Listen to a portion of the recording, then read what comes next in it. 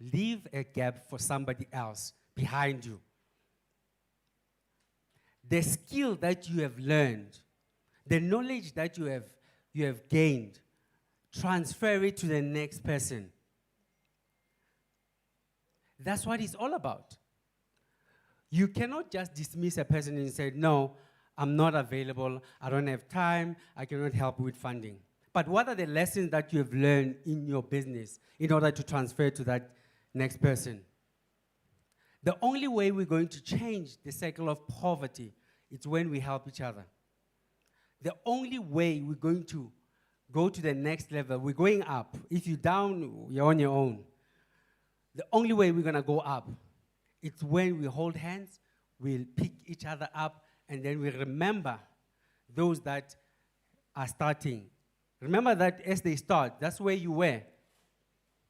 Somebody gave you a chance. Somebody believed in you. Hence why the 10 entrepreneurs apprentices that I'm taking on board, they need to learn as much as possible. They need to get out of our building knowing how to run a company, knowing how to create brands that are winning. We're talking international, baby. We're not just talking local. And we're not just saying we're going international. You have to have a plan to back it up. When I launched Kick Sportswear, I had approached one of the entrepreneurs who's in the space of shoes. And I said, my brother, let's partner. Let's build this thing. There's a chance that we can build an empire. And what you normally get is that resistance of you want to take my company. But the model was very simple. You want to create a hub where you have a group, you still own my company, and I own my company, 100% of my company, you own yours. But what we do, we meet each other halfway in terms of partnership as well as the value chain. And until we see it that way, we'll get very slowly to our actual goal. We'll get very slowly. Entrepreneurship is not a run. We're not running anywhere, but at the end of the day, we need to impact people, those that are around us, those that need our help. Kick Sportswear has been born out of COVID-19. I started to work on Kick Sportswear a year ago, but because I had that 5 months gap where I can literally accelerate it, within this short period of time, we've created our bags, which is this one, you see here? We've created our flip-flops. We've created our socks, our sneakers. We've created our jumpers. Everything that you see from the competition, we've done it. But what I want to say to you is that if you're going through hell right now, you're not on your own. Find somebody else who's going through the same hell as you and pick each other up and move. You need to remember one thing, that you cannot start to win things if you're not in the game. You've got to be able to play the game. You cannot start to win things if you're outside the field. You need to participate in the market. You need to be inside, within the market. Think about a sportsman. Think about a sports team. If you're not supporting that team, it has happened during COVID. You were supporting them from home. Did that stop them from winning things? They carry on to win things. So what has happened here is, with or without that person who's cheering for you, we're carrying on as a business. Find that individual that will help you. That will be the true identity to your business that will link as an entrepreneur. Because it really, really does get lonely up there. It really, really does. It is hard, as challenging, as well as yet exciting. And for me, it gets really exciting for me to know that I've created brands out of Elokshine Tembisa. Walking the street of Tembisa at the age of 14, selling ice cream with no vision, with no hope. But today, because of I believe I am a believer, you need to find your one true word that you can translate to your business, to yourself. Whether it's believe, whether it's faith, whatever way that you can attach to yourself, you need to find that one weight. I see your unique selling point. I see everything else that comes with your business. But you need to find that one, when you do business, you can translate it everywhere. When you pick that one single word. So here, I want you to create 3 little words for yourself. Mine is consistency, commitment, and being clear. Grow your business. Some of us, we need to relook our packaging, our branding, but we need to start to think about their business. Congratulations to you. COVID-19, we not necessarily fight the mentality, we're literally fighting in the market as well. The space in the market, it's rough. It's really, really rough. Our company, we've created a product that competes.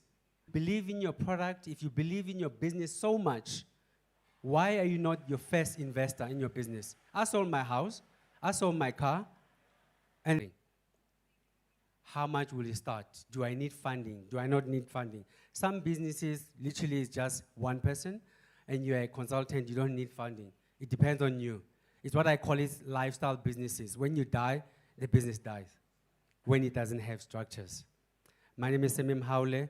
Thank you so much for having me.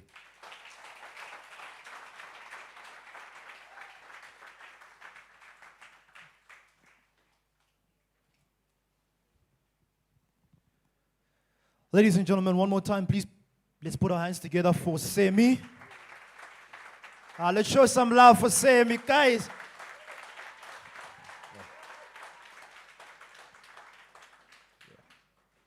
Yo, the guy has sold his house, his car. Sure. I sharp, I think it's fun.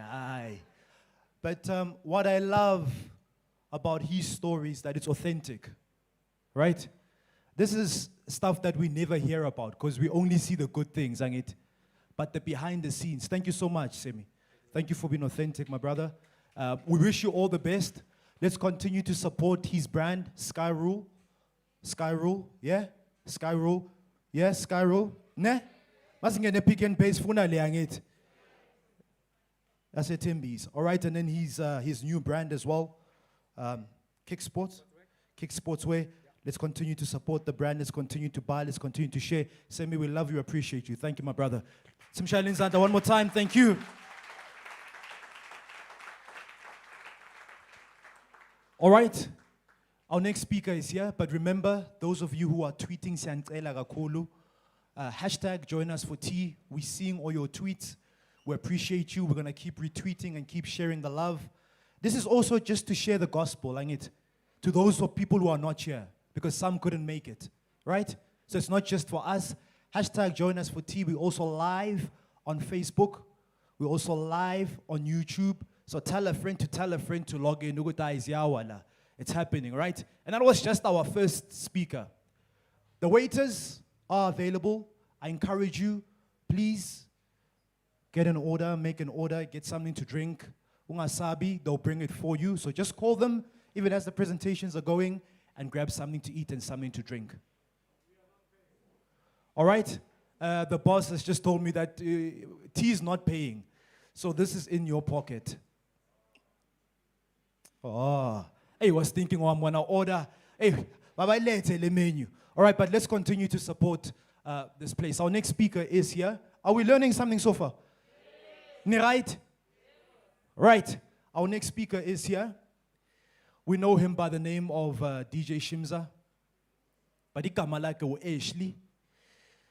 TV producer. We know him as a music producer, right? DJ, right? Oh, and then Jiggy Jiggy, we're in lockdown.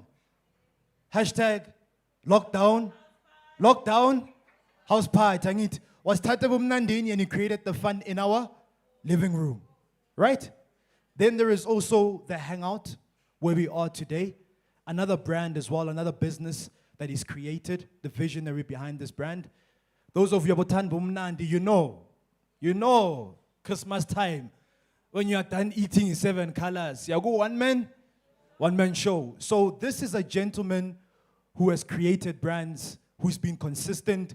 We know the brands, we love the brands, and would love to hear the story of how he's built those brands. Are you ready? Ni ready? Aman ngata ni ko ready. Are you ready? Can we bring him? Is he?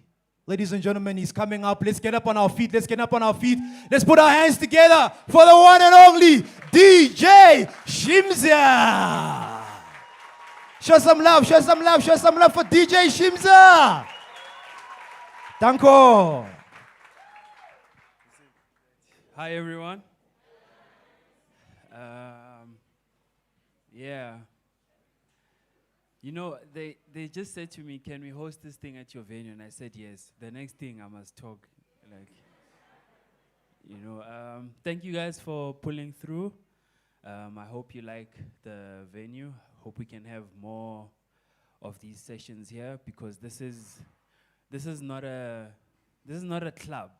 You know, this is not a club, it's not a pub. It's a restaurant, a place where we can all chill, come through during the week, have your meetings, good food, great vibes, and then when you come on a weekend, you'll see it's a totally different space where you come and wind down with all your friends, bring your business partners. If you want to massage someone to give you business, bring them here. We've got good food, drinks, and I think a great selection of staff members that love what they're doing, and they'll take care of you. Okay, I just saw my place, so yeah. I don't know what I can talk about, man. I'm just going to share my story, you know, and hopefully you guys will take one or two from what I've experienced through what I've been doing, you know. I'm from ordinary boy from Tembisa, you know. I went to Etlin Primary School in Kempton Park, and then went to Sapir van Reineveld High School. I used to take a train to high school, and I started my DJing career when I think it was the first week of my high school career, you know. I was taking different routes to the train station, because the nearest train station was Lemindlela, yeah. So I used to take different routes to see which one I'd be comfortable with, you know. And then one day I went through Swazi Inn, you know, and I met Komza, who's now late, you know, where I just stood outside his house, you know, and just listened to what was going on in the garage when they were mixing, you know. And after maybe, I think, an hour or two of me standing there, they were like, Joe, we've been seeing you. You've been there for like an hour or so. Come through and just chill inside, you know. So I got there, and like I was happy, you know. You know when a kid walks into a candy store or like a game place, you know, they get so excited they want to run around. That's how I felt when I went in there and I saw them with the turntables there and the vinyls, and like they were like dope DJs, you know. And I really understood how that was different from the CDs that I was listening to at home, you know. So from that day on, man, I was so passionate about that.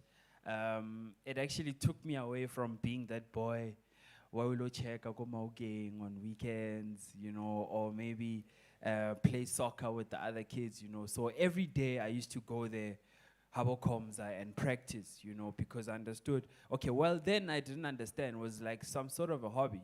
But to me, I understood the investment that I was making in terms of time to perfect my DJing skills, you know, so that I could one day be a DJ Fresh or whoever, you know. But the environment that I was in was very competitive, you know. Like Komza and his brothers were so competitive at that time, you know. They would host like battles in between themselves, you know, at home.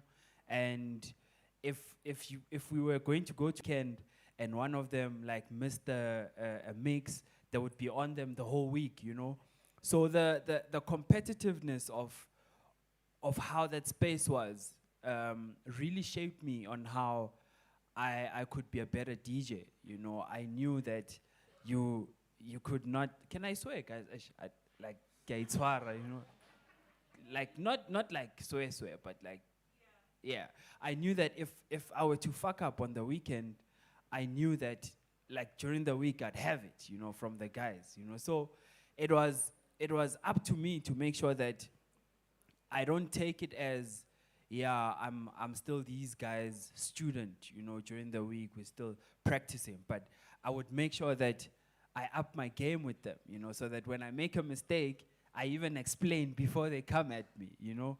So that helped build the strong character in my DJing in the starting phase of my DJing career, you know. So now when after like maybe 3-4 years, I went to the big league where I'd be introduced to like Bo DJ Fresh, Bo Vinny Da Vinci, you know, the McGee's at that time, you know, and I'd be this DJ that would want to outshine everyone, you know, because I was very young and I didn't want the people to sort of take me as a young DJ, like, this one is from Tembisa, what does he know, you know.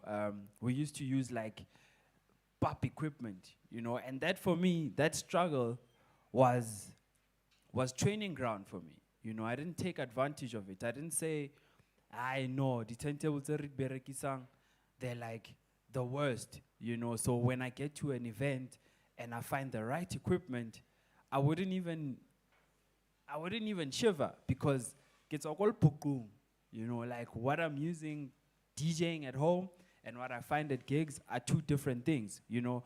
But I understood that I couldn't make excuses when given opportunities to showcase myself, you know. So I would literally go in there, and if I didn't understand the equipment, I would ask, how does this work? But I knew the basics, you know. So you could throw me into any environment, and I was trained to swim in the deep end, you know, because I'm used to like shit equipment at home and people giving you crap when you play shit on shit equipment, you know. So I was like, these guys, they'll give you shit, but they're not giving you the right equipment to equip you so that when you go out there and find the right equipment, you can battle at that level, you know.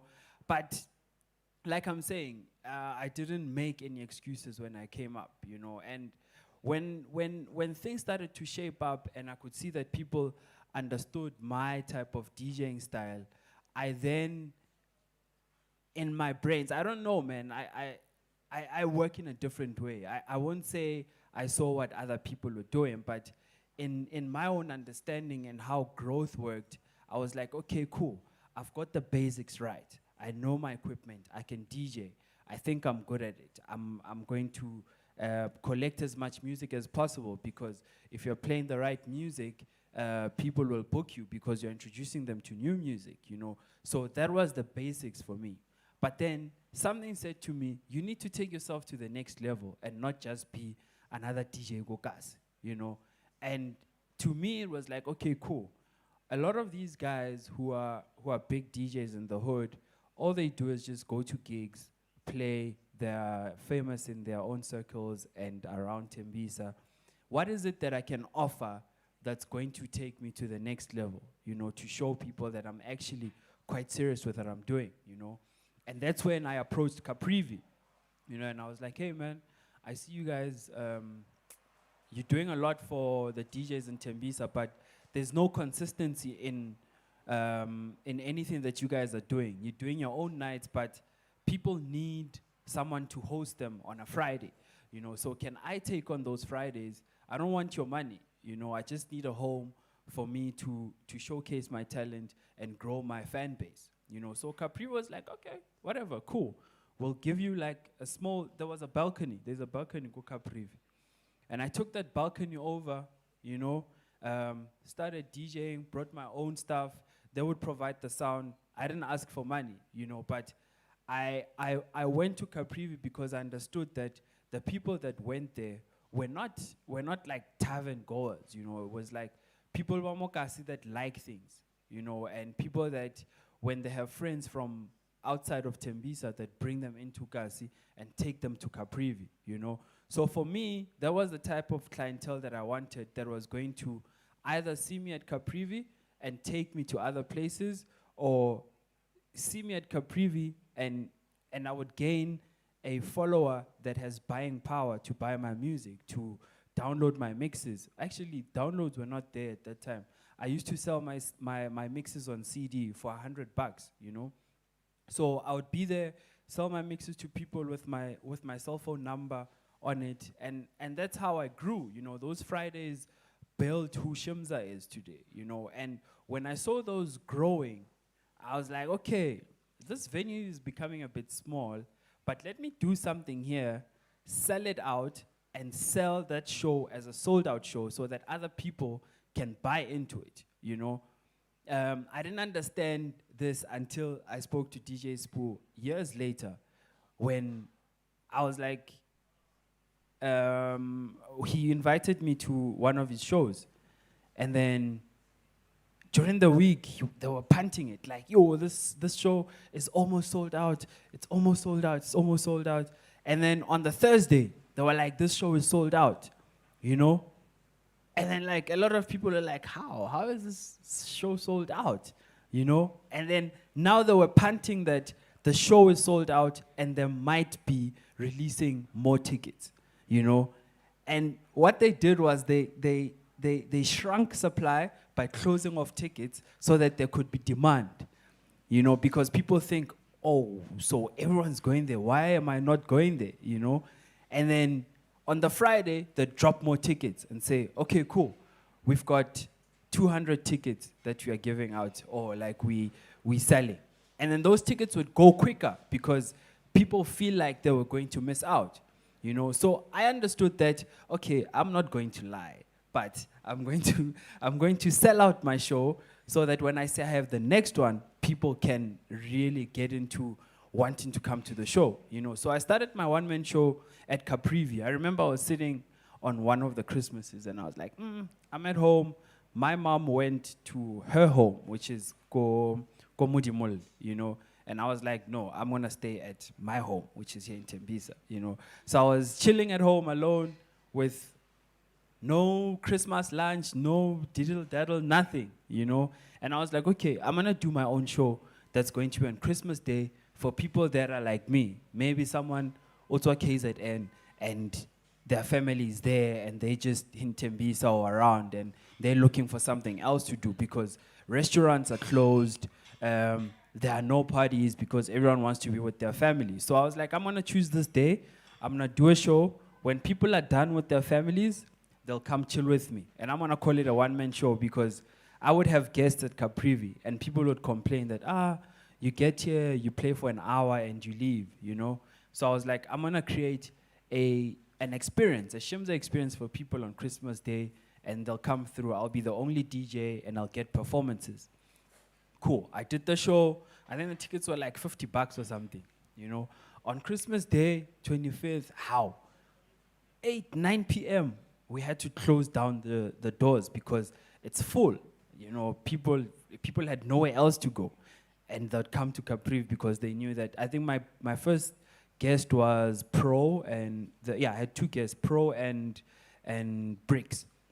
You know, so they came, it was a great show. People had fun. I made sure that I gave them an experience that they were not used to. But the next year, I knew that, okay, I've got something that people want to buy into, which is the show, you know? And I was like, okay, let me grow this thing to a bigger venue and see how it goes. And I started marketing this thing as early as March that year, you know, to say, I had a show last year, here's the proof of product, it was full, here are the pictures, here are the videos. This year, I'm having another one at a much more bigger venue, please come through, you know? And what I noticed around that time was the fact that people like buying into success. Show people your success or your willingness to be a successful person in business, and a lot of people will actually support you. Don't sit down and say, I need you for me to be successful. Show success and people will support you, you know, because I feel like us as black people, we are pro-black people, we are pro-black businesses, but we have seen so many black people who have disappointed their customers because they don't really deliver on their promises, you know. So when you show people success, they will really support you. When you show people that I have a hangout and it's beautiful and it's at a premium level at which you can get at a Life Grand, at a Spur, the food is good, they will come, they will support because their first priority is to make sure that they take care of their own before they go anywhere else. So I think the perception of thinking that people will only support you once you've made it, just show that your vision is way beyond maybe what meets the eye. If we thought it's a corner, don't just say, it's a small corner so it can be dirty and I can sell people food from yesterday. That won't work for you. From grassroots level all the way going up, make sure that you always present yourself at the best of your ability, because the more people take you seriously, the more support you'll get. So when I created the one-man show, the next year, it was quite dope.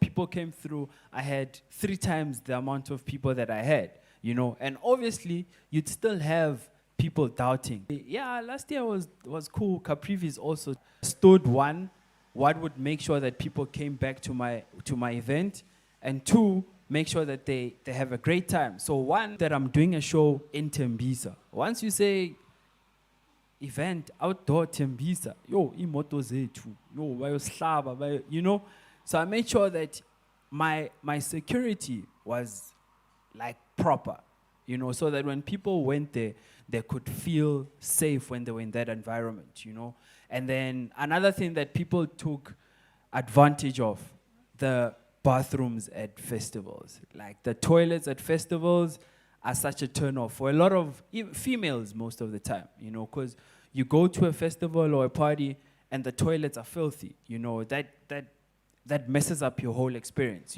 So I went to all these festivals that I used to DJ at and looked at all these things that would tick people off. I would research, ask people, what is it that you want to experience when you get to a festival?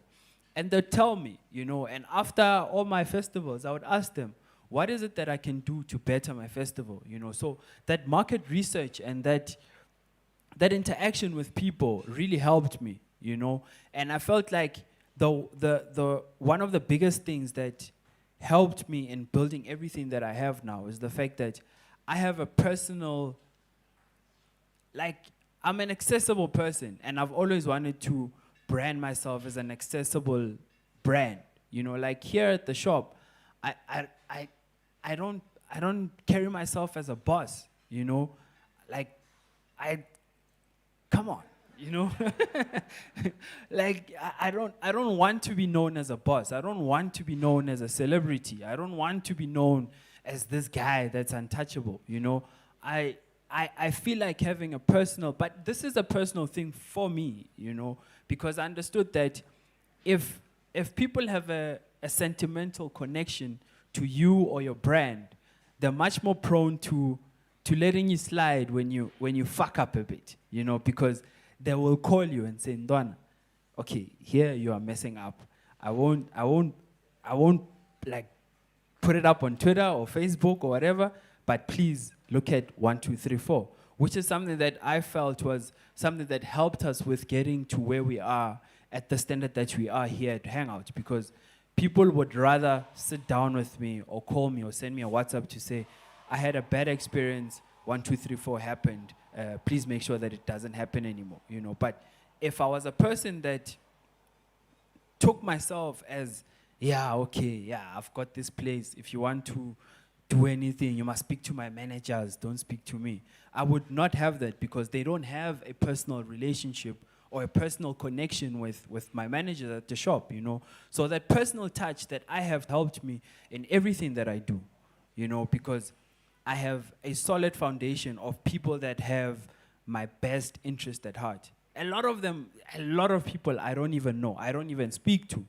But when they tell you about, hey, Joe, I've been to 8 of your 11 one-man shows, you're like, what?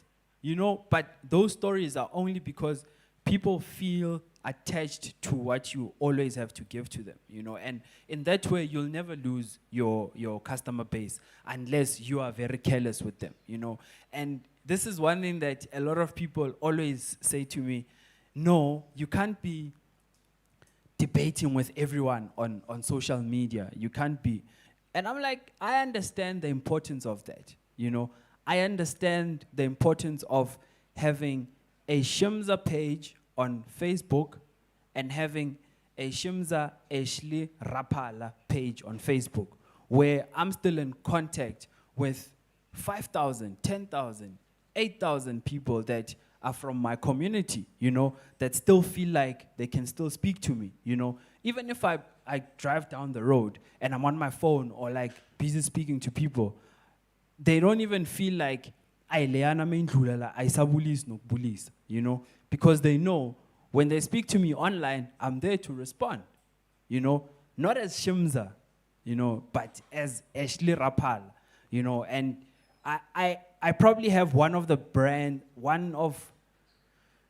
I don't even know if there's anyone else that we could compare with who I am that has a brand that is so, when you say Shimza, people automatically, the first thing that comes to their mind is Tembisa, And when anyone says Tembisa, the first person that they think of now, it was DJ Smooth, and things are a bit shaky now. Now it's Tembisa Shimza, and I pride myself in that. And that's why I start everything back here at home, because I understand that if I finesse and I make sure that the foundation is set here in Tembisa, I can take that brand anywhere. The foundation of my one-man show is here in Tembisa. I take Tembisa as my lab where I check, okay, this one doesn't work. Ning tuge, it's okay, this one doesn't work. Let me change. But when I go out to the world, I'm coming with something that's tried and tested, a proof of product to say, I'm in Tembisa, I've got 20,000 people in a stadium, I've got this is the level of production that I have. My event is a no cooler event, But they don't know that when I introduced the no cooler rule in Tembisa, I had to fight with my community to make them understand that this is a business move, But what I liked about that is that I see myself as a person that is laying a foundation for other people that are coming after me, Now we've got festivals and events in Tembisa where people don't cry foul when they say no cooler bag at the event, because they understand that for us to grow the festivals in Tembisa, people need to spend money so that we have enough money to give the consumer a better experience, But I had to play that part as one of the pioneers of the festivals in Tembisa to say, guys, we think money for events is in the tickets. That's like change, Run your own bars at your own festivals. When you run your own bars, you have a proof of product to say, I've got 10,000 people that are coming to my festival. They are spending X amount of money on the alcohol. This is the amount of alcohol that I can sell. When you go to a sponsor and you're showing them the amount of pallets that you are selling at your show, they will give you sponsorship, because for them, it's an investment that they can see is working. You're exposing them to a market that they're struggling to get in contact with by giving them a festival where they can sell their product. You are literally forcing people to drink their product. So they need to pay for that, So they understand when you get there, no, my event is a cooler event. Please give me money. So a sponsor must give you money so that people can bring other competitive brands to the event and drink. It just doesn't make sense, So when people ask about sponsorship, I'm like, okay, bro, if you want value, if you want sponsors to invest into your event, show them value. Show them the fact that 10,000 people will have their brand in their hands on that night, and that's how they will invest in your brand, So as you grow into business, I will speak personally, and seeing some of the brands that are growing around me, like the likes of Bulelani with Drip, The reason some of us are supporting Drip is because we know who the owner is. We know his story, And that's what we are buying into. We are supporting our own that's from Tembisa, that's growing, that has a premium brand that can compete with white other companies that are doing the same thing, So I feel like as black people, let's see how we can make sure that whatever that you are trying to sell to people, we make sure that it's at a standard at which you want to play at. You can be the smallest guy and like struggle with distribution and all of that. But let's make sure that everything that we are supplying to the market is at a standard in which other people are in that specific area. Yeah, I think I went everywhere, but that's the crux of it. Yeah.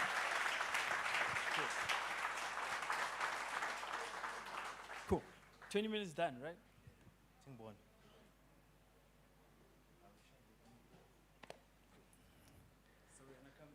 Yeah. All right, ladies and gentlemen, one more time. Let's put our hands together for DJ Shimza.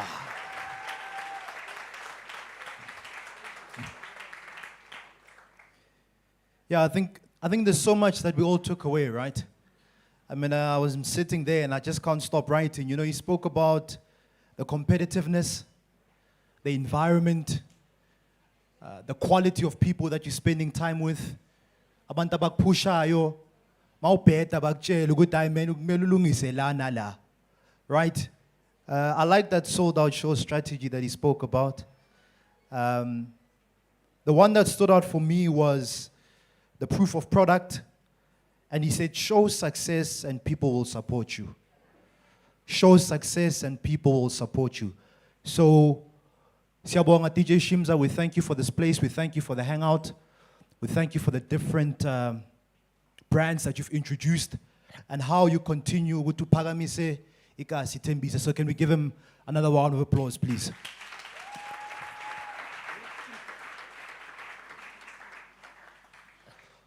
All right, do continue to tweet, please. Hashtag join us for tea. Hashtag join us for tea. Later on, I'll read your tweets. And then there's an Audi A5, Ekre, HJ12ZTGP. If that's your car, Audi A5, gray one, please can you move your car? Let's move right along. Are we enjoying so far? Say right. Please can we just get up on our feet just for a minute, just a minute. Kancane nje. Gijimisa igazi kancane nje.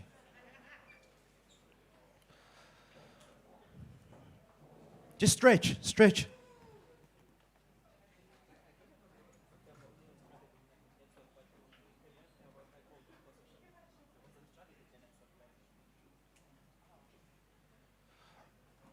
Yeah, no, ma right ungahlala phansi. Just make sure that you've stretched. Remember, you can still order. The waiters are here. Get something to drink, get something to eat, get something to limbo on. We've got 2 more speakers, and then please don't leave, because after this we're going to have a break. I know some of you, maybe you've got questions. If you've got questions for Shimza, if you've got questions for Usemi, you'll hear Spoo. If you've got questions for Spoo, the other Spoo, tweet them. And then Bulelani, later on, is going to facilitate a discussion with the 3 gentlemen so we can get deeper. Right? All right, so our next speaker, can we have those glasses? Because glasses.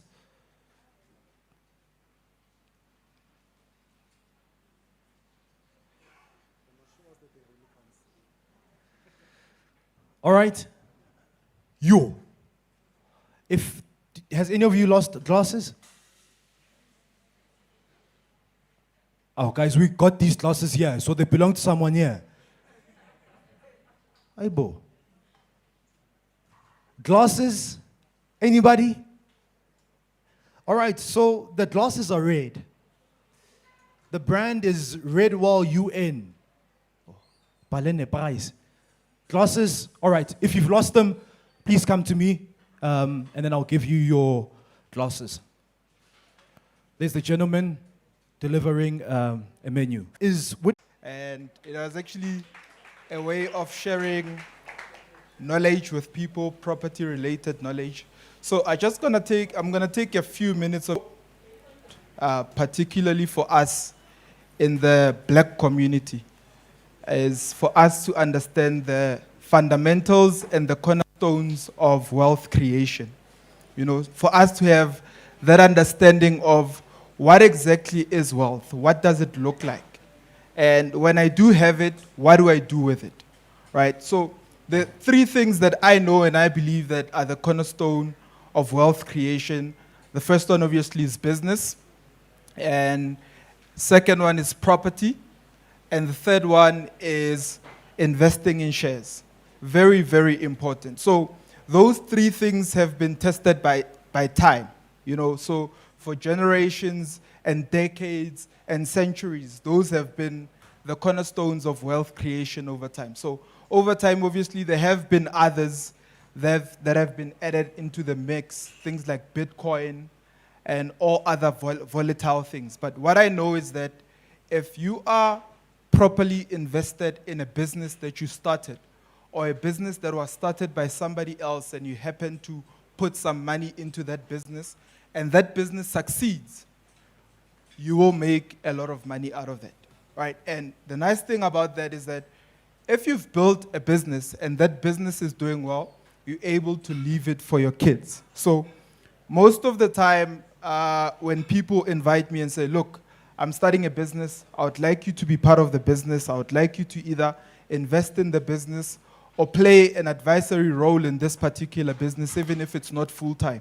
right? Most of the time I say to the people, if you are planning to give me a salary, I don't want it.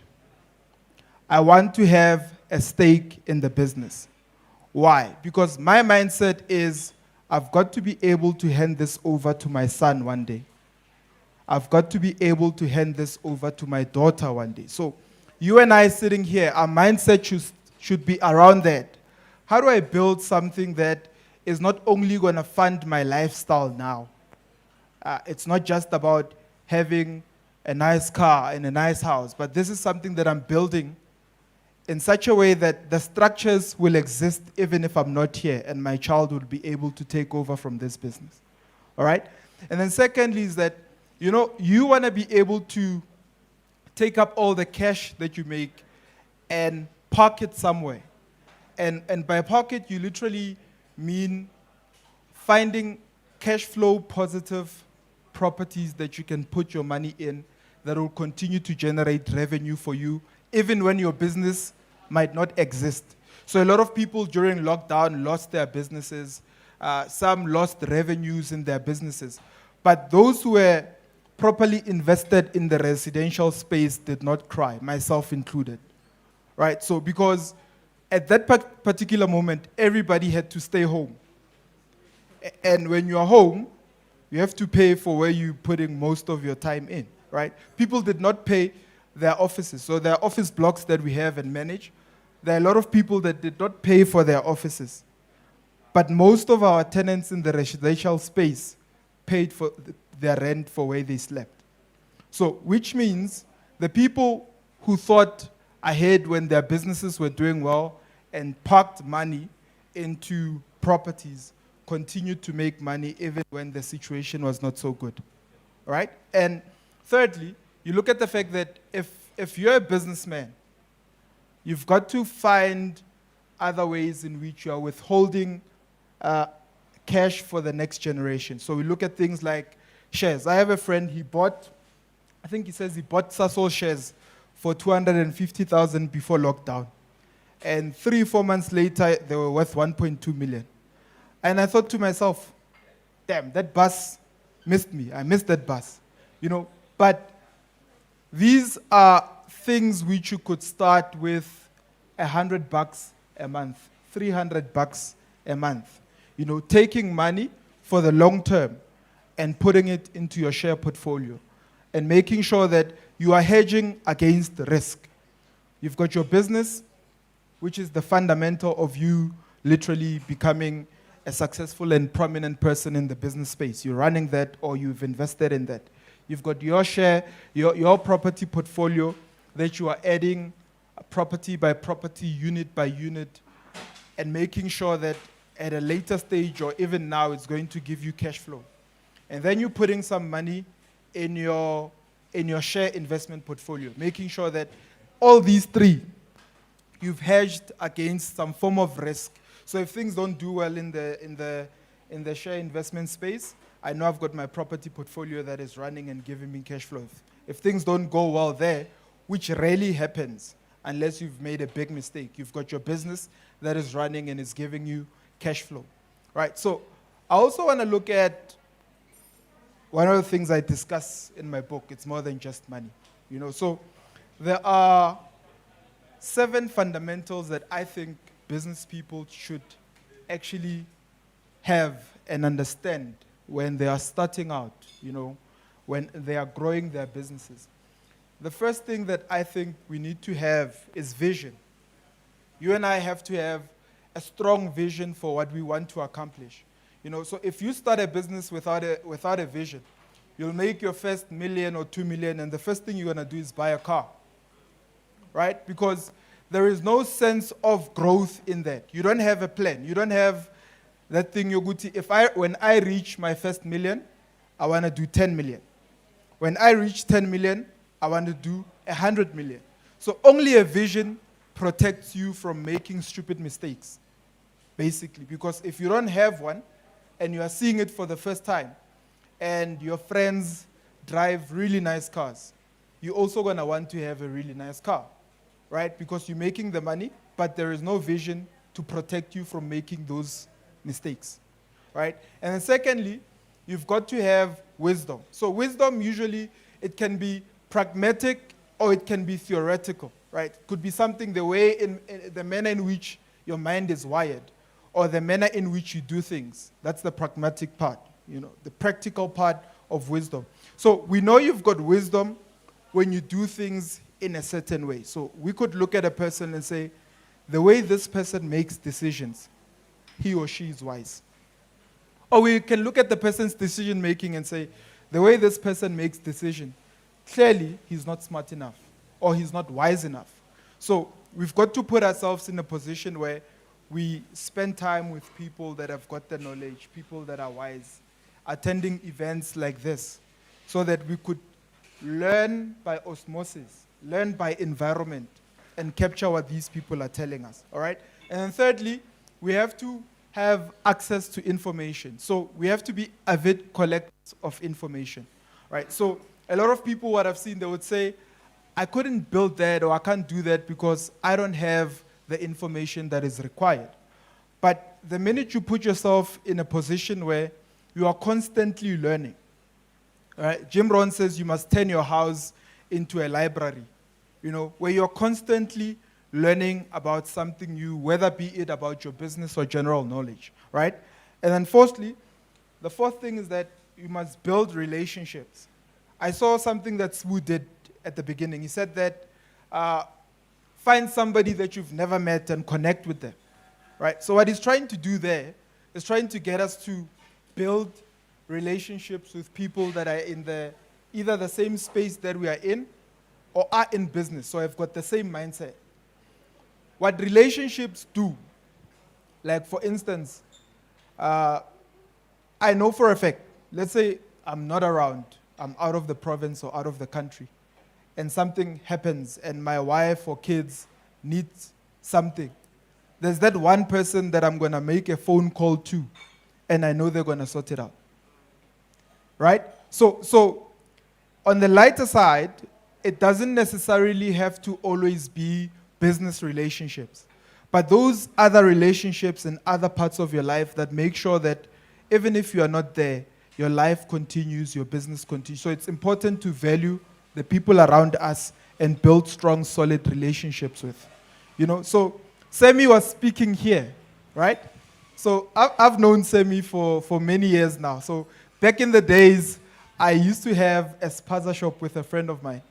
And before we started that spaza shop, so we actually wanted to compete with the Pakistani guys and said, we need to start a black brand of spaza shop that are going to be happening and running. And we went to Sammy and said, Sammy, he had a relationship with a friend of mine called Gift. We went to him, we sat down with him, and he gave us all the knowledge that we needed, where to buy the stock, where to buy it cheaply, and how to run that type of a business. All that because of a relationship that he had with somebody, right? So now, many years later, I know for a fact that if I need advice concerning distribution, he's a phone call away, right? Because the relationship was maintained over the years. So it's very important for us to look after the relationships that we have, right? The fifth thing is a good name. You see, when you've got a good name, look, among your peers, for instance, we know for a fact that Gugu is dependable. I know for a fact that if I call on her, she will be there to sort my problem out. So as a business person, if you are dependable, you've got a good name, right? People who've got a good name walk into the bank, or the bank calls them and offers them money, simply because his name is so and so, right? So when you think of the name Mandela, well, people are associated with different things, but mainly across the world, it's associated with goodness. Someone says, I'm Mandela, you hold them in high esteem, even if their name is not Nelson. The fact that your name is Mandela, that's good enough, right? Names like Gandhi, very good names. The minute I go Hitler, even if he did nothing wrong to you, you go, no. So on a smaller scale, our reputation, our brand matters. We've got to look after it and care for it, right? And then number 6, I spoke about property. You've got to buy property. Very, very, very important. 100 years from today, people will still be needing a place to sleep. Bitcoin can come in and go. Many other businesses can start. I will be in business in 100 years' time. I'm very sure about that. Who can argue against it? No one, right? So you want to have a business where you know that it doesn't matter. Warren Buffett, when he did his investments, apparently he looked at Chappies and said, 100 years from now, people will still be chewing gum. So there are those things where if you want to invest or build your business, you want to be sure that, will this thing be here so many years from now? If the answer is no, then you look at building up your business in such a way that it can start investing in the things that are going to be here 100 years later. Right? So if you're not there yet, it's not a train smash. You can start now structuring your business in such a way that your investments are going towards those things. And last one is money.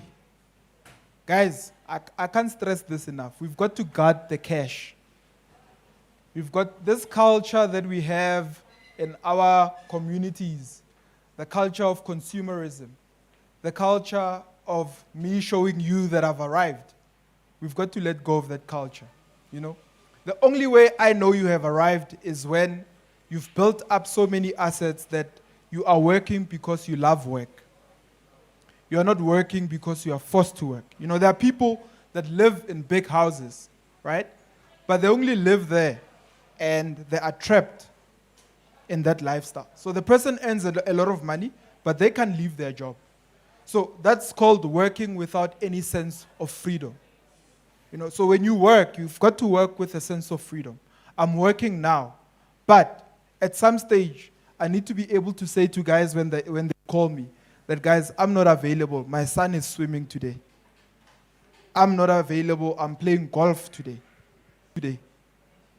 It's very important, right? When we are working, let us work with a sense of freedom. Thank you very much for...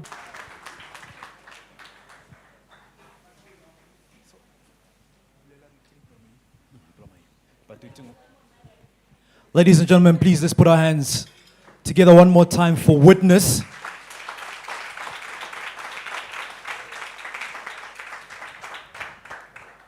Zogal. Sanitize. All right, so the reason why I'm doing that, because I have to, but we have a gentleman in this room. This is what he does. It's his company. They've got sanitizers. They're distributing all over the country. Very powerful. He's with us in the room. I think that's inspiring. Like in 760 sanitize. Sometimes you just use a product. You don't know it's from. But the gentleman is in the room. I'm going to bring him out. Quickly share with us why this brand, what it's about, and then we're going to get onto a facilitation session with our 3 speakers. Brother, come to the front. Talking about brands. We're talking about brands. We want to see the people behind the brands. And he's here. 100%. Thanks. I didn't get your name. Sbu. Yeah, short Sbu. Yeah. 100%. Yo. Hectic. How's it, guys? My name is Sfiso Mgomezulu. I'm a data scientist. I'm an entrepreneur. I'm a mentor. I'm a tutor. But most importantly and above all, I'm a learner. So the product that this guy just showed you now is called Refiner. So I'm part of the guys. I'm part of the co-owners. The product has been around for the past 3 years. Yeah, it's been around for the past 3 years. Started off as a hand lotion company. We were sanitizing people basically pre-COVID-19. So what happened is during the pandemic, when everyone was panicking, we thought to ourselves, we've got the product, let us just throw the alcohol in there, into the product. So the nice thing about the product and what distinguishes it from all the other products is that it's got aloe vera. So what we've assessed, even during lockdown, is that people, struggle with their hands, with sanitizers, finding that sanitizing products become more sticky, and after sanitizing, it doesn't smell so great. So we thought to ourselves, okay, 100%, we're gonna throw in aloe vera, we're gonna throw in glycerine, and we're gonna throw in a fragrance called pomegranate, amongst other fragrances that we are doing. Obviously, this is a starting point, for our business. We're sanitizing now. We actually planning to branch into things like your handy, about decreaser and things like that. The product is available. I'm your guy. And if you need more information about the product, you can go on to www.refiner.co.za. It is available at your places like Rage Gauteng, basically, which is one of the companies that we pride ourselves with. Rage in Gauteng, we distributing Refiner. They're actually using it at their doors. We're distributing for companies like Super Spas. You'll find it at Super Spa and Rodiport. I know Gute, but it's there. If you go to Midstream, you're gonna find the product. Actually, today, I'm actually gonna deliver 25 liters to Engine Garage in Hospital View, which is where I'm from. It's Ekubeni Nakona, they're using Engine Garage, they're using Refiner. It's also available at toilet, if you can see. I left one of my samples here at toilet. They're actually using the product. So yeah, Refiner's around. I've got the samples here. Spoo just sanitized you just now. You can get a feel. You'll actually get to understand, which is one of the things that stood out to me, is Uguti brand yako must. What is it about your brand that is different to all the others? Tina, our brand as Refiner, we've got your glycerine, we've got your aloe vera, we've got your fragrance, which gives us that nice smell. And yeah, I call this the decade of increase. I adopted the decade of increase at the beginning of this year because I wanted to shy away from moving for planning on a yearly basis and actually plan for the decade. I believe this is the decade where a lot of other things are going to start. So I'm also a property investor, which is why I was nodding so vigorously when you were speaking there. In one of our properties that we're owning, actually, 11 cottages, people moved in. Oh, yeah, okay, sanitizer. But yeah, just to briefly talk about that, we had 11 people that moved in during a pandemic. 11 people moved into one of our property which we just finished during a pandemic. So I'm just echoing this guy's words there. So we refine and I figure, like, guys, I've got samples. So if you want to hit me up, 074551. Okay, I'm gonna not try to speed up. 074-551-7715. Refiners the product. Hit me up. I'm just sitting over there. Thank you. Danko. Ah, man, this is powerful. Let's give him a round of applause.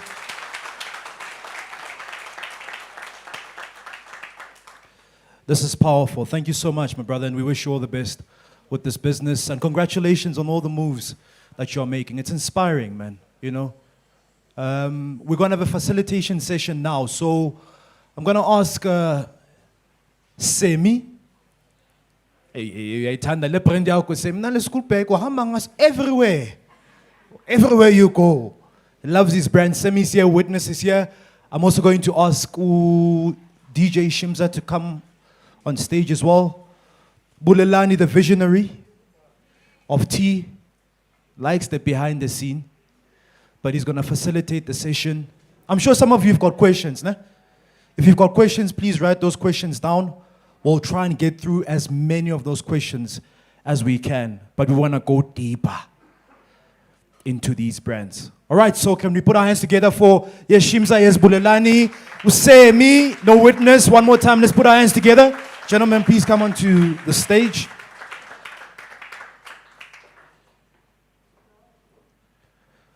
All right, and I'll hand over to Mr. Get Things Done to facilitate the session. Majahi. Majahi leen manje. Ozong sanitizer. Danko. Ola Shapunja. Fede. Sure. Damn. Maybe let me stand here. Wow. Thank you so much to all the entrepreneurs. It looks like a nice meal. Yo. I love food, which is why I'm this big. But thank you so much to all the entrepreneurs that came out. But I think most importantly as well, thank you so much to Shimza and his amazing team for allowing us to host the event here. Because they've been so gracious with the space. And I think also considering the fact that it's a pandemic, to open up your space to scrutiny in this time is something else. But I think just as much, I mean, you would kind of just think about it this way. For the fact that you are in this room right now, you could almost ideally think of yourself as you've risked your time, you've risked your life to be here, right? So having listened to Shimza, having listened to Witness, having listened to Sammy, it would be a big fail for you to walk out of this room and not ask them the questions that are going to be relevant for your business, number one. Number two, it would be a worse of a crime to go back to your house, your business, to go back to wherever it is that you live and not do anything about your life. All of us have been impacted by COVID-19. I mean, I woke up this morning, one of my businesses, all debits keep bouncing. They keep bouncing and bouncing. But at the end of the day, as an entrepreneur, as one who wants to be an aspiring entrepreneur, you go in and you start to shape-shift your mindset so that your mindset is aligned to where you want to be and the type of business that you want to grow. And you understand that entrepreneurship at the end of the day is not glorious, right? I mean, we heard Sammy saying that it would be selling his house. It's not glorious, it's painted as a glorious picture. But you could only imagine the fact that we are sitting in this room right now, we're sitting at the hangout right now, we're sitting in this room, this beautiful space. It didn't just happen, right? At the end of the day, when things happen, you see the thing about experiences, experience makes difficult things seem easy. You see, Shimza talk about the fact that he had to practice. So when he gets on the set, it seems easy, but he's practicing. The fact that Witness runs his property company, but when he's sporting properties, it seems easy, but he's practicing. And the thing about practicing is that you're gonna get it wrong, and you're gonna fail, and you're gonna have a lot of misses. But you do it each and every day up until you get it right, and that needs to be the mentality of an entrepreneur who's endearing, but an entrepreneur who wants to grow and move their business to the next level, right? So this particular session, I'm gonna ask them 3 questions each, or 2 questions each, as a conversational starter. And then because of COVID-19, what I'm almost going to ask you to do, we can't really move the mic around the room, right? So if you stand where you are and try as audibly as possible to ask the question, I'll echo the question to them. Is that fair? So that we don't spread any unwanted things, right? Maybe let me sit here. Do I need to be in the video? Nah, it's cool. So, I mean, I can't help but think, right? I mean, as an entrepreneur, at the end of the day, when you see other people doing stuff, they make it seem easy.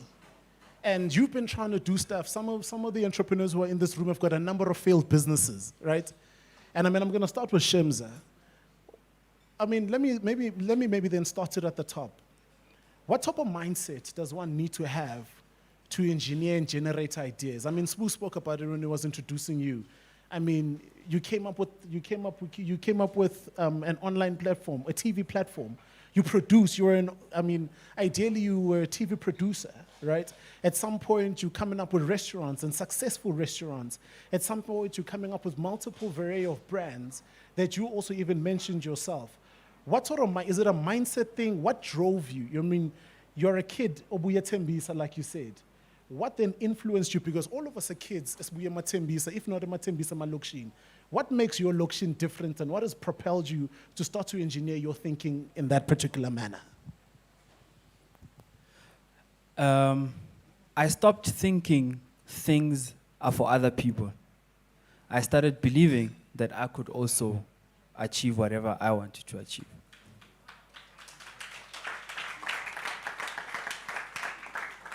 That's it. Now, let me then ask you this. I don't know if I'm audible enough, but being a global brand, you're a global brand. Why a Timbis? You could have opened this in Sandton, in Durban. You could have opened this in the Himalayas, in Mauritius. You could have opened this restaurant anywhere. Why a Timbis? And why do you still consistently show up in Lokshi? Like I said in my smaller unplanned presentation, foundation for me is the best, because I know I can try everything here at home, and by the time I export to my next location, I have a solid foundation that has a proof of product. And when I get there, I can just plug and play, and things will be, merry. When COVID-19 initially hit, must I get the mic? Yes, but now I'm standing in front of these guys. But when COVID-19 initially hit, my immediate feeling was I was getting emails, we would regret to inform you, contract cancelled, contract postponed. What was your immediate feeling going into COVID-19, and how have you re-engineered yourself as a brand and also your businesses? I host events. I have my one-man show, which is a festival that requires people to be in contact with each other, and when COVID hit, I saw an opportunity where all the other, every artist was doing their own online party, online DJ set, online this, online that. And honestly speaking, that was a how big is my dig type of competition amongst artists, where people feel like, okay, I had 1,000 views, okay, this one had 5,000, this one had 20,000, and it was like a competition of numbers, and no one really saw the opportunity of bringing everyone together and having something that's going to be more impactful and be beyond just it being about someone's, so I felt like I had to be the glue in the middle, where I could put everyone together and have something that would be more impactful in obviously driving the sanity of a lot of people in South Africa. Music for us would make us happier, would like if people would think about them not coming to hang out, to come listen to a DJ and be in contact with other people, we would have had like a bad lockdown period, but people were looking forward to the show as if they were going out on weekends, So for me, seeing the opportunity of bringing everyone together to do something that's going to be more impactful was the initial idea of how I came up with it. Yeah. And I think the last one, we all go through difficult times, whether the difficult time is money, it's COVID, it's deaths, it's challenges with staff members, it's challenges with business partners, it's challenges with cancellations. How do you get by? What inspires you? The fact that I can put my ideas into something that can feed me and my family. If it means I look at that bottle of water and I think beyond it just being a bottle of water, or think beyond thinking that Valpri is the only brand that can sell water, that type of thinking for me is how I go about it. When I came up with Hangout, I was like, I need to think beyond thinking Life Grand and Spur and them at the beginning and end of the restaurant business. we are booked at Rockets, which is something similar to this. You know, they sell food and alcohol and they've got entertainment, and they hire us as DJs to bring traffic to their places. You know, so why can't I use the value that other people are seeing that I can bring into their business, into my own business, and make that money myself, you know? And once I've set that up, I can then go and concentrate on bringing some people and give people that follow me an option to either go to my restaurant or another restaurant that I'm only booked to go play at. Now, my last question, but after Shimza is done answering, please pass the mic on to witness. I look at you and the things that you do and I think, shit, Shimza's not scared of anything. Do you ever doubt, when you opened up this restaurant, did you sit there and think, "Eish, mara anyeke beze?" When you launched the TV show, did you think, "Eish, mara maybe anyeke"? Does that happen to a Shimza? Does it happen to a witness? Does it happen with us to a Sammy? Did that happen to you, and how do you overcome that? Wafa wafa.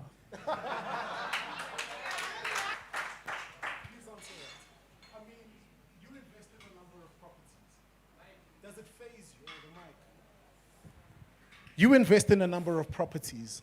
I mean, does it phase multiple things? It seems like they never get nervous. Being that little boy that can't afford that small thing. You know, the fear of being that little boy that is scared to stand in your business in a manner that's going to give you confidence makes you, it gives me a sense of comfort to know that what I'm building, I'm literally building for me to be in control. You know, I'm not building, nobody's gonna come tomorrow and say, look, we can't give you a tender. With or without, I'll survive. You know, so for me, the fear really is not in doing it. The fear is in not doing it. You know, to say, if I don't do it, then literally I'm going back. You know, so the price of doing it, even if I fail, here's the thing. There are projects that have failed in the past. I don't publicize them. You know, I prefer to talk more about the things that I'm good at than the things that I'm not good at.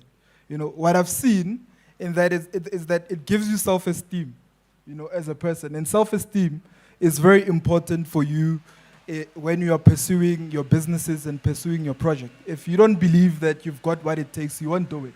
And focusing a lot on the thing that you are not good at, only, you know, it adds to your inferiority complex, if I may put it that way. So for me, it's just finding that one thing that I'm good at and understand that if I don't do it, I'm literally going back. Now, what was the turning point? I mean, I've known you from when we were growing up and quite a number of the guys here, but what was the turning point? What made you decide that you're going to take this particular avenue? Let me give you the mic and fix that. So, man, the turning point.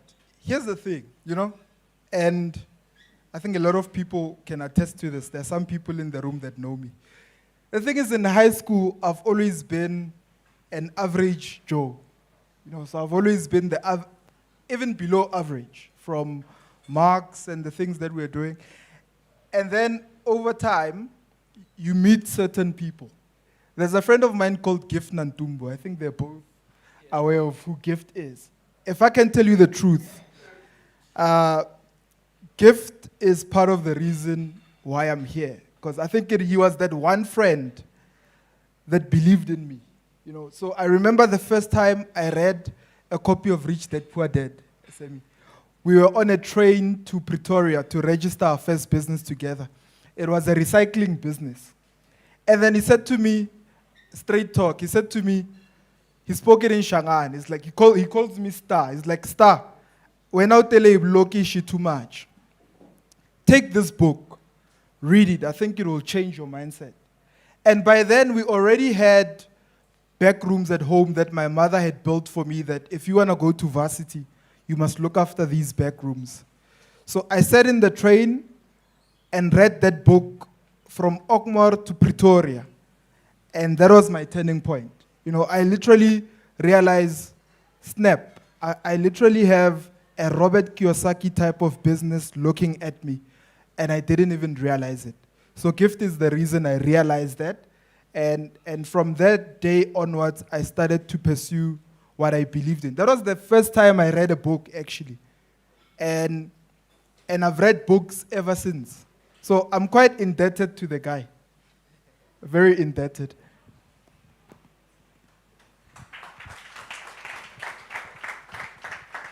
What does your worst business day look like? Worst business day or worst investment look like? Sure.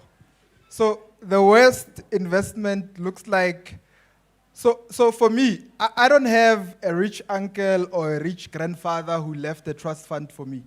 So all I do is based on relationships. So if you see me doing a project or say I did a project, it's mainly because I spoke to a Shimza or a Sammy, and they said they will put up the equity that I need to do a project. So my worst business day is when you've done a project and it's going left and it's not what you had intended it to be, and there isn't any money to pay a Sammy or a Shimza or the person who invested in that project. That is the worst. And it happens, right? You look at a building and you say, I'm going to buy this building and convert it into these type of units. This is the amount of money we're going to get from it. Let's say maybe you're expecting 70,000 from the building.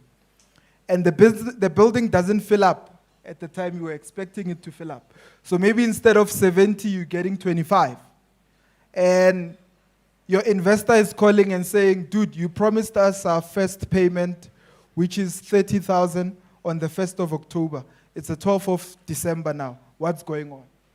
So that is the worst kind of business day. And the best one is where everybody is smiling, you know. So this December, there's an investor that I've been paying for the last 4 years. And this month, I paid the last installment. And I get to keep the property, right? So she invested in a deal, put up the money that was required to build that project. And she said to me, I don't want any equity in the project. I don't want any shares in your business. Pay me for the next 4 years. So on the 1st of December, I didn't even wait for rentals to be collected. I took it from my own money and paid her. So for me, that is like the highlight for this year, to say there's that one investor that I don't owe money to, you know? And what's the best advice you've ever received? The best advice I ever received was from one of our tenants at home. You know, so you remember those days, Bulelani, when we used to run around and when we were clueless, right? So we already had the back rooms at home. And I remember my mother had her first stroke and she was in hospital. And one of our tenants, who I call Uncle Rob, called me and said to me, young man, come here. And he said to me, do you know what you have here? And I said, what are you talking about? And he said to me, do you know what a sectional title is? I said, I don't know what a sectional title property is. And he said to me, what you have here, these rooms, count them. All, there were 7 at the time. He said, all 7 of them are literally a section of what you own. And if you go to Midrand and find apartments there, it is the same thing there that you have here. So start treating it that way, and it's going to pay you back. And I'm indebted to Uncle Rob as well. So it's safe to say that Uncle Rob is going to come for his equity. Now, Sammy, so I kind of think about the market that you started with, right, which is the Skyroll brand. Ideally, the Skyroll brand would be an appetizer competitor. You're giving them a run for their money. Don't mention brands. So they're the best in the game. Why that market? I'll give you 100 rand. Why that market?